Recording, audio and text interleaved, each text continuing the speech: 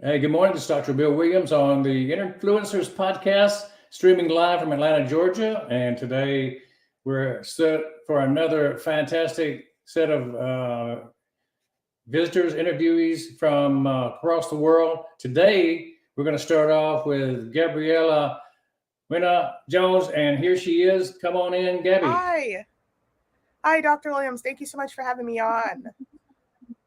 Oh, it's good you're here. Thank you for joining us this early morning, and looking forward to hearing all about what you're doing. And Teens Tutor Teens, that's your baby. Yes. And I know you're really into entrepreneurship for the youth, the young men and women of the world. Yes. And you're really interested in helping people get a good start off in college. So let's go ahead and figure out what was it that got you involved in being a tutor to teens. Yeah. Essentially, I did a lot of tutoring in high school, and I think that's how it usually starts with, you have the NHS and the Beta Club, and you just want to kind of give a helping hand. I just didn't feel like with those types of programs that I was like getting tangible benefits in terms of seeing that service long term. It was more like a semester basis. And after coming back from a trip to Africa with my grandmother's funeral and etc., I kind of saw how educational inequities are different in different countries. And I really wanted to replicate conditions that were in Cameroon, specifically to work on conditions in the United States and kind of build an incubator program that was long-term. So I decided to make a program around tutoring, but in addition, teach business acumen, like you said, entrepreneurship, to young women and men across the world, so that way they're able to take those skills into the classroom and beyond. Sounds like a winner to me. Going to Africa will change your perspective in life It will. when you see how the other side of the world lives. Yes. So what country did you visit? Was it Cameroon? Yeah, it was Cameroon. Both my parents are Cameroonian, and it was initially supposed to be for a funeral, but it turned out to be even more of a very enriching experience, learning about the food, the education. French is a big part of the region, the cuisine, etc., with the food. And, I learned a lot from that experience. Yeah, I can totally understand and agree with you. I spent 10 years going to Africa, to Kenya mostly, Wow. and saw the beginning of transformation of an area with no water, no electricity. Wow. And it just grew and grew. Every time we went back, it was better and better. So you take a group of people and you teach them a few things, Right. you become their mentor, it changes the world. So Exactly. I know what you're doing. And let's kind of focus on what was it that you saw that was a failure, and what did you learn from that so that you could move into this tutoring concept? What were you seeing that would drive you to do this? Right. One of the things I would say was the biggest failure is the recruitment aspect in the organization of the organization, in a sense. And that was a little bit of a run on, but I felt like I didn't have a lot of those skills or components on how to really run a business because I've never had a business. Again, I'm 17 at this time. I don't even know what a business looks like except for, the local McDonald's. And so I really took some time to research and study this. I watched a lot of classes on Candid, which is like a huge 501c3 incubator of videos. I watched a lot of YouTube videos online, like speaking of specific individuals, even if it was related to 501c3, like Dr. Boyce Watkins, etc., just talking about finance and building my acumen so I'm able to go into these rooms and going to these sponsorships or communities and actually have a platform or a case to build around so that way I can continue to grow the organization in a way that I saw fit versus coming down to the franchises, So I felt like it took me a long time to get there, at least about 2 years out of the whole 4-year legacy, about 2 to 1 year, but it was very worth it to have that learning period to do so. That's really well done. I think you've started something that's going to roll and become bigger, like a snowball going downhill. Yeah. You're able to lead people. You're able to teach people. What would be 3 things people do that really isn't working? Right. Why do they fail? I would say specifically for the teenagers, because I work with teenagers a lot, is that one of the reasons why they fail is that they lack the intrinsic motivation. A lot of the extrinsic motivation could be hours, or community members and talking to them, but like intrinsic motivation is necessary to do well and to continue. I think another reason why people fail is because they don't ask for help or seek guidance. I tell my tutors all the time, if you need help writing a contract or talking to sponsorships or locations and stuff, please reach out to me, because it's taking me a long time to get here, and I would not ask you to do something if I was not able to do it myself. And lastly, I think a reason that people fail is because they don't have a plan and how to attack a problem. You can't do a trial and error on this thing. It's very hard. I think people have to do due diligence, like I had done before, do research on a problem, really look at it from a top-down perspective, understand the whole pieces and the components of can I make a tangible solution to attack a problem. I feel like if you have a game plan coming in and you're strong with it, you can always modify it, but you're on a direction that will probably lead you to success, not failure. Gabby, I think you're wise beyond your years, and the first point you raised really speaks to internal motivation. So what is it that gives you that leg up on others? What's your internal motivation? Yeah, I would have to say that initially it was because of my grandmother's legacy, because the organization is under Elise Veronique, which are my two grandmothers' names, and it's attributed to them for not being able to complete their high school diplomas because of the culture they were surrounded by. But now I would say the thing that motivates me to serve is actually my tutors. I've gotten to learn a lot of life perspectives and a lot of their stories into why they came into TeensTutorTeens and what they're hoping to get out of it. And I've kind of seen them progress and grow with the communities that they're serving. And I just want to continue to see that success for them and see them become more philanthropists into the world, bring in more businesses, 501c3s, or social enterprises that kind of combine those two. And I want to see more impact that's good in the world. And if that means that I can help cultivate classes as they graduate, then I'd be happy to do so. Well, that was your second point. Previously, you talked about the value of a mentor and somebody who can guide you along the way. The grandmother factor is a huge factor. Right. Tell us about your Teens Tutoring Teens, the motto of your company.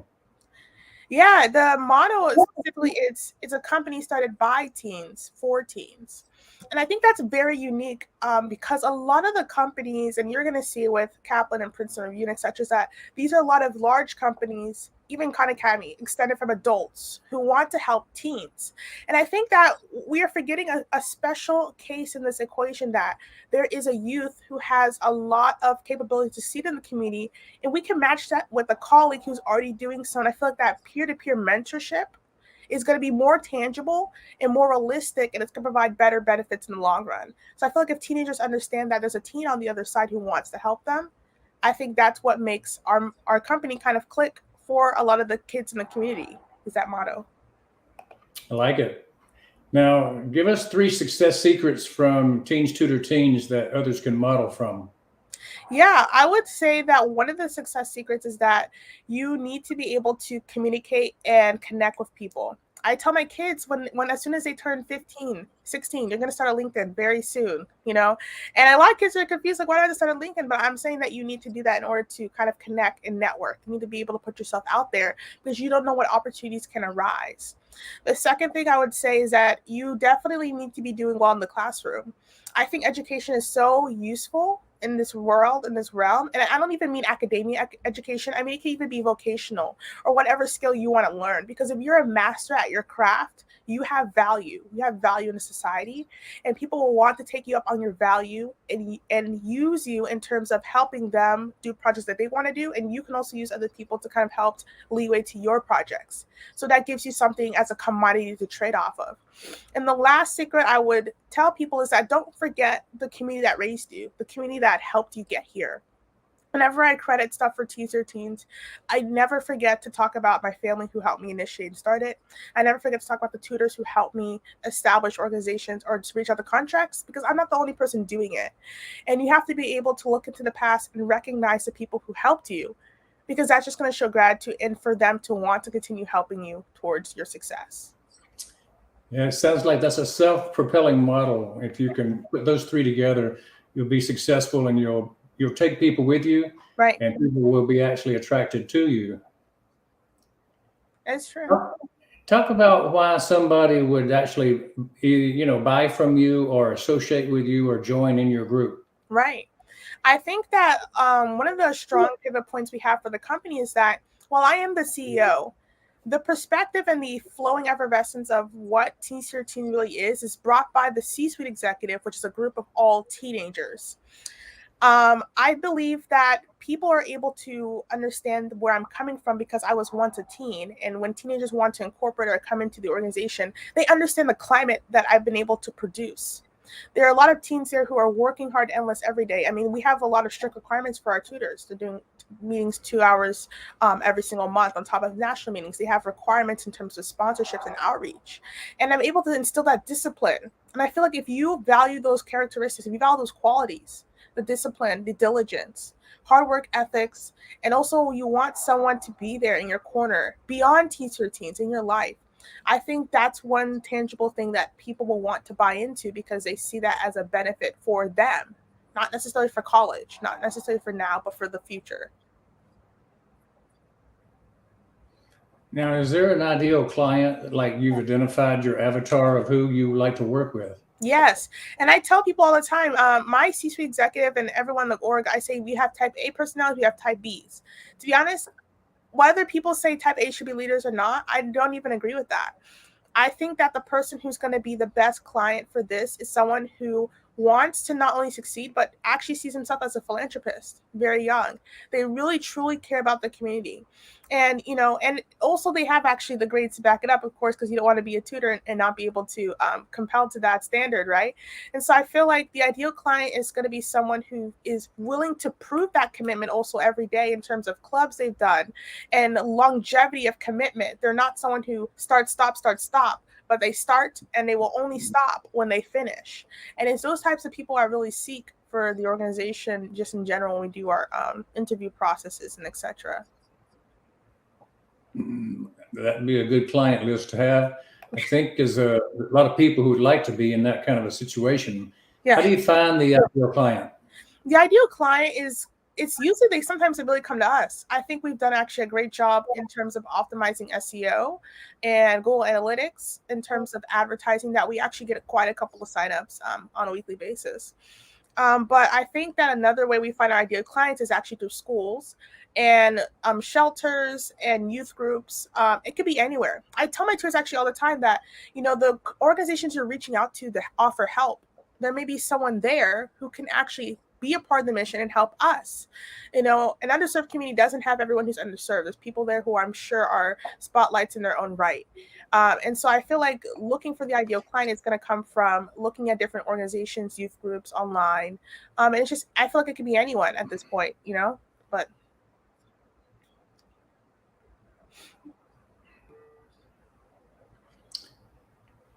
So do you have a well-defined product or service that you offer? Yeah, the service is basically, we put it on the line as just tutoring for the students. But for the tutors, it's basically going to be the tutoring aspect, but the community aspect. So we teach about Google Analytics, Google advertising. We teach about website maintenance. We teach about just generally every single fundamentals you need to run a business. We do instill that into them. And I teach them how to even write mini mock grants to ask and request for funding to pursue out their philanthropic mission. So essentially on the back end, it's mainly like a 501c3. But on the front end, it's just tutoring.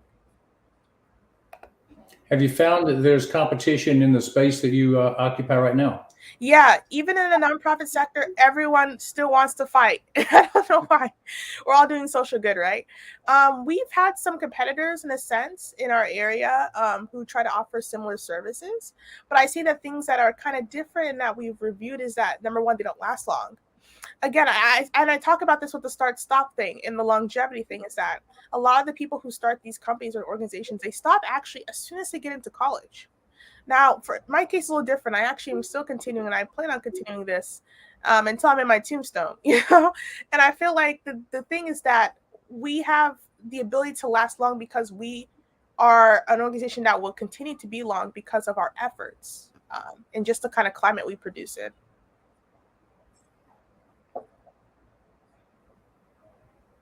I know when I was growing up, it was the FBLA, the Future Business Leaders of America, or the Key Club, which was connected to the Kiwanis, Yes. and we had clubs we could join in high school. And is this sort of like a club in the aspect that you enroll students and train them up to be leaders? Yes, exactly. This is essentially an online club. We do have some clubs established within schools, but we do operate online because we want it to be accessible to everyone. And definitely what you're saying with the Key Club and FBLA, I almost forgot about those two in the beginning. I was just listing a lot of the honor societies and just general clubs. But yeah, essentially that's what we envision the mission to be like and the product to be like in the end.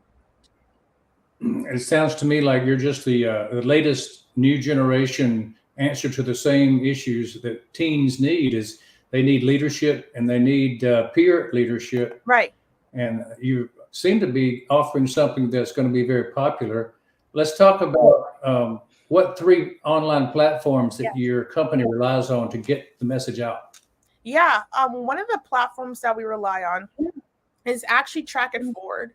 And while it's not something that we just use to get the message out, it's actually something that we use to track a lot of the hours that tutors earn. And we have a very strict system where, we need start time and stop times, and we need verification, and we really hold tutors to a high standard to make sure that these hours are in line, so that way we can continue to produce hours and actually have verifiable hours to put on our website to advertise the type of work and the type of hours teens are producing on a semester basis. The second thing that we're looking at and we're doing is that we're using a lot of the Google ad grants, which they give to like a lot of select 501c3s. It's about $10,000 a month in advertising and revenue. And I usually capitalize on that in terms of making ad campaigns, sending it out, using SEO to optimize search engine optimization. That's what I like to bring in clicks for our organization. And then I would say the last thing that we really use is we use a lot of Zoom and Google Meets, which are accessible because everyone has a has a Gmail account through TeensTutorTeens. I created everyone's account, and we also have Zoom as well. So that way we can have the ability and capability of tutoring, not in just a national platform, but internationally as we have expanded our partnerships. And you therefore do consider these platforms having a high value to your business success. They have a high value. I mean, there's been times throughout this year I've been given some free stuff. People have given me extreme discounts because of the way I'm able to negotiate and go into those rooms. And they've had a high value because they've kept our operations easily running seamlessly throughout the entire 4 years we've been running. I like it. What about your delivery of 5-star client experiences? Describe it. Yeah, we actually used to even take quite a bit of some testimonies. And I remember we have a standard in terms of how we want to make sure we deliver 5-star client experience. We ask tutors to ask the students upon their first and couple visits later, how is that tutor doing? We ask if you want to change anything you see, anything that you would discuss. And we actually sometimes secretly go out and the executives actually call the students randomly just to spot check, just to see how that experience has been going. And we make sure that the students are in control. At the end of the day, students are in control of their education and what they want to get from this program. And they can choose the tutor that they would like. Any way we can help and amend, making worksheets, PowerPoints for lessons, anything that they feel like would be critical for them in this moment, we try to make sure to cultivate the experience again first around the student. Sounds like you could teach the educational system a thing or two. How do you convert your clients into brand ambassadors for you? Yes, that's a great question. And that goes even back to the Instagram advertising. Every chapter actually has an Instagram. We have one in Georgia, one in Connecticut, one in North Carolina. I can keep going on, but every chapter has an Instagram, and we require chapters to actually post on a monthly basis. Depending on how large your chapter size is, that could be 2 to 4 posts a month, interaction with clientele. And we require people to put in signups. And so what this really does is that it helps promote our chapters as brands, but then tutors can actually repost the post and actually help with the recruitment process of being a brand manager, a brand ambassador in that sense. So, yeah.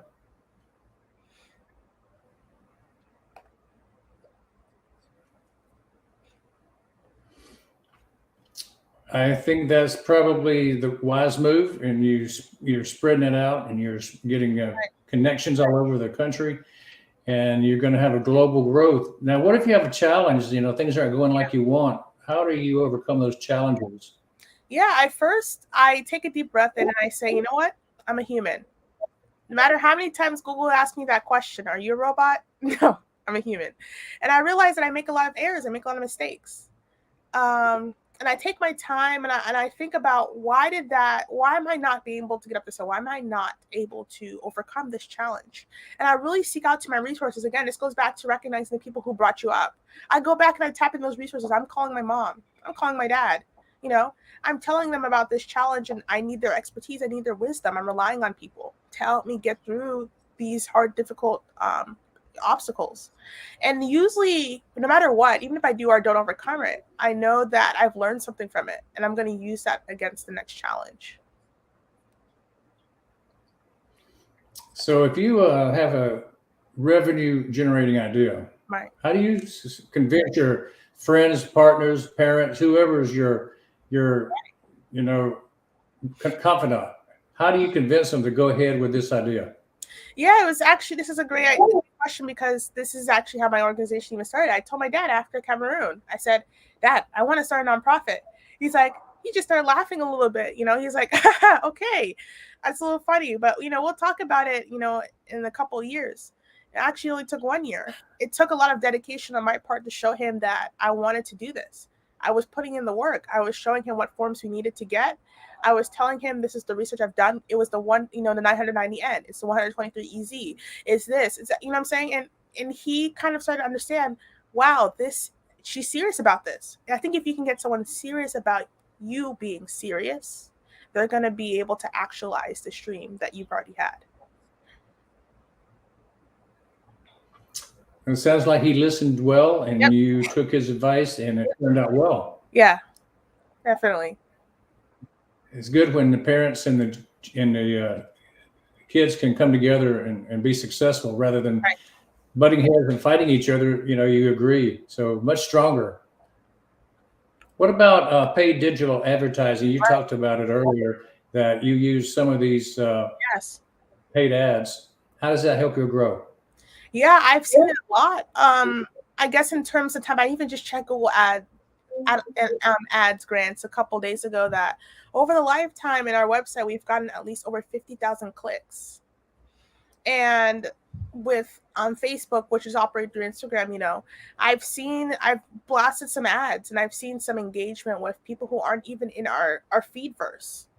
And I think that the paid digital media, it's a strong tool. I mean, look, we're a TikTok generation. I don't have TikTok for some reasons, but I think that everyone is leaning towards these platforms because that's where people are getting their information now. No one wants to read a mail. No one wants to roll up the newspaper from outside. No one probably even wants to go online and read news. I think people want that fast, easy, deliverable news right in front of them, which is the web pages and the Instagrams, in places that they're already socializing, and you have to reach the socialization points. And so that's what these platforms do. They reach people where they're already talking, where they're already engaged, and it's just easier. Speaking of that experience, what percentage of revenue do you recommend investing in the paid digital media for a company? Yeah, I feel like if you're just starting out, and I'm still a baby company, I'm less than 5 years, but I feel like if you're just starting out, you should not be investing more than 10%, I would say, of your income into paid advertising. Especially if you're a 501c3, you already can get access to a lot of free advertising. So I would just say less than 10% starting out, to be honest. Now, if you're looking back in your old age, you're not old yet, but if you look back, what would you tell your 20-year-old self from what experience you've already learned about business? What would you tell yourself now? Right. I mean, I'm 21 now, so I can still look back a little bit of a year. But the advice I would give myself is that, you need to take a break. And it is kind of contradictory to everything I just said a little bit, but I think that people can work themselves a little bit too hard and too endlessly that they forget to sometimes enjoy many elements of life. I understand the circumstances I'm in because I'm also pre-med. I have a lot of stuff on my plate and I have to get through a lot of things at this point. But I think I would also tell myself to recognize the times when you do have downtime to really take it for what it's worth and to enjoy that time with family and friends because you won't get that time back. And don't forget to take your trip to Africa sooner rather than later. Yes. What about your living mentor? Who is your number one right now? My number one mentor has actually been my mentor since the 7th grade of middle school. I came to him. His name is Dr. Luis Lopez. First, it was just supposed to be for some tutoring because he was also tutoring my older sister, but it turned into a lifelong mentorship where he has been someone I've been able to call, and I still call him today, at least 2 or 3 times a week, giving updates on my life, telling him about Teens for Teens, my school, how things are going. And he's someone I can really rely on to talk about and navigate conversations within the classroom, within my 501c3, but within friends in general and family. He's not part of my family in any way matter, but he's technically like my family. He's technically like my brother. He's a brother I'd never had in a sense. And I felt like he's had such an impact in my life, and I'm very thankful for it. Excellent. Why is being impactful important to you, Gabby? Yeah, I think that when you can have an impact on a person or a community member, your legacy stays. People have ties or affinity to you, and it can attribute a lot of the things that they've done, knowing the source of where that came from.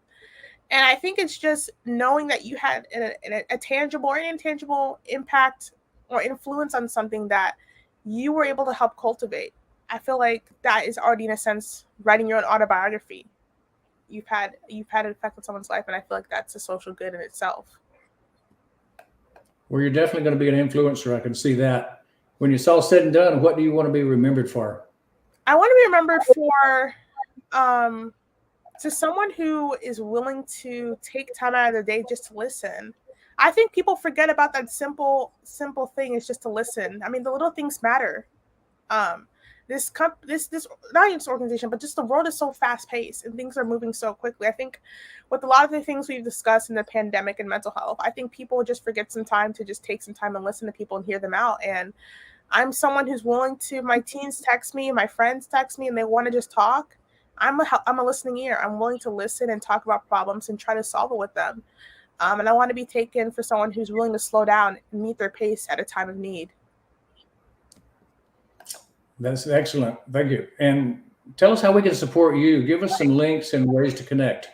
Yeah, I would definitely say just on the webpage, www.TeensTutorTeens.com. We do have a PayPal there. That's like our donation for charity, so it's tax deductible in that sense. And then we also have ways that you can support by just signing up, be a tutor, And if you have resources that you would like to help give us and extend. You say you can become a tutor? Be a tutor? You say people can become tutors? Yeah, people can be tutors. I mean, if you're under 18, of course, you can be a tutor, I would say. But if you can't, obviously, if you're not under 18 and you do have the financial means or the ability to speak, if you want to speak at our organization, we're having a TEDx event actually this summer. We want speakers, we want influencers, we want people to kind of help us bring out our mission. And if you have those capabilities to do so, please email me, and it's on the website, but I'll tell you it's gabriela.nj@teenstutorteens.com. I'll get a spam of emails. It's okay. And I'll read through all of them. And you guys let me know any way you want to support. Excellent. Thank you for doing that. So tell us what's your experience about being on our Influencer Podcast show today? Yeah, I actually enjoyed the questions that were asked today. I think that it's great to have a lot of fast-paced questions to kind of give people a bite size of the personality you are, because a lot of them will either delve into one subject and go really in depth. But I felt like I got a good premise, and I felt like the audience got a good premise of who I am. And they kind of saw my experience from starting this organization towards who I am today. And I'm really grateful for the podcast for allowing me to have the opportunity to do so. Well, absolutely. You've done well with being articulate and interesting and showing a side of yourself that's very vulnerable, but also experienced for such a young lady. So I commend you for such a fantastic start to your life, to your business, and what you're doing in the world as a nonprofit. Certainly valuable. And the children, the young teens that jump into your program, I can see that they're going to be better people for being that. Now, I'll give you the final word and let you speak to our audience for a few minutes if you'd like. Yeah. I would say that, starting this organization was not easy.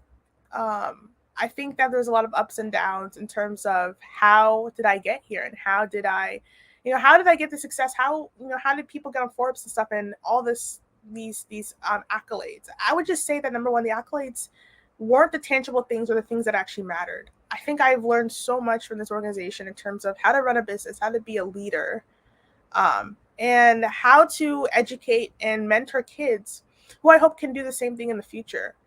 And I would attribute that to learning those skills from my parents, both parents who have MDs, who came from mothers and parents actually who didn't even, graduate from college. And I get to take that now into the United States and cultivate that and bring that into teens who can possibly do that globally. I think that is the most important thing that I've learned and that I think I can do. I have the power to do at this time of my age, and I'm grateful for that. Grateful for TeensTutorTeens for that experience. Yeah. Well, thank you very much for participating with us today on the Influencer Podcast. It's Gabriela. I always wanted to pronounce that name. Nguena? Yeah. Nguena? Yeah, that's perfect. 100% on the mark. Yep. Yes. Gabriela Nguena Jones. TeensTutorTeens, an up-and-coming organization. Look into it. Become familiar with Gabby and her work, because I think she's a lady on the go. She'll be heard from a lot in the future. So it's Dr. Bill Williams on the Influencer Podcast saying join us again for another round in just a couple of minutes.